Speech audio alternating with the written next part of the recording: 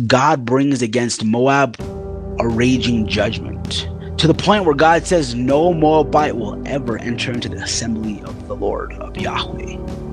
That's a pretty big deal. We know that God makes an exception. Later on down the line, first there's some more issues that take place with the Moabites, but we're not going to get into them. But we do see some redemptive acts take place. Later on, we see this young lady who is a faithful woman of God.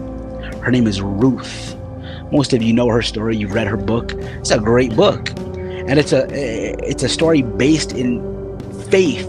I mean, that woman clings to God more than most of the Israelites, but she's a Moabite, and that bars her from ever entering into the kingdom of God.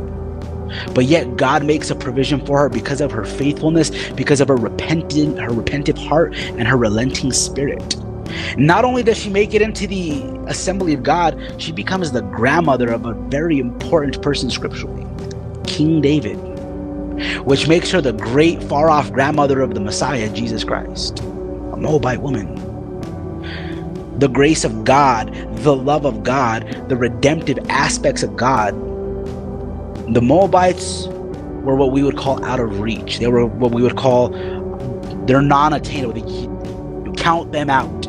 Yet God made a way for someone who was willing. I bet you some of you in here feel like I'm too far off.